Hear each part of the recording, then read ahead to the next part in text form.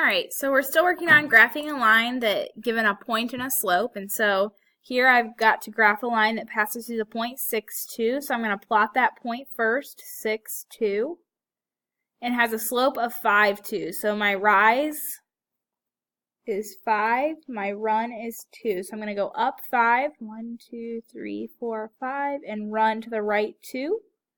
If I went up 5, I'd be off my graph, so I only have 2 points to plot this time, unless I work backwards, and I could potentially go down 5, 1, 2, 3, 4, 5, and to the left 2, and that still gives me a point on this line. So that is something I can do to make my line more accurate.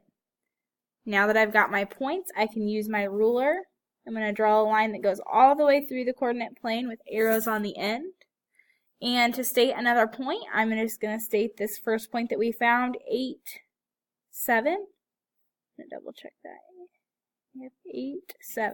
So another point is 8, 7, and I'm done with problem number 3. For example number 4, graph a line that passes through the point 2, 0, and has a slope of negative 3. I want you to think to yourself, what's our first step? Hopefully you're saying to yourself, plot the point, 2, 0. So here's my point, 2, 0. Then has a slope of negative 3. Well, this is a negative slope, so I know, nice negative, my graph is going to go from left to right, it's going to be going down. I know that any whole number I can put over 1, so my rise is negative 3 and my run is 1. So that tells me I'm going to go down 3, 1, 2, 3, and to the right 1, that's my run. Down 3, right 1, down 3, right 1. And now I've got 4 points to make an accurate line.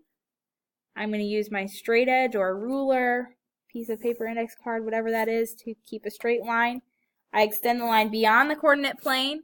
I put arrows on the end, and my last thing is to come up with another point besides 2, 0 that this line goes through. So again, I could choose 3, negative 3, or I could choose any of these other points that are here. I could also go up and notice that there are other points here that this goes through exactly, and I could pick one of those points as well. So in my head, the safe one is just the very first one that we plotted. From here, we went down 3 over 1.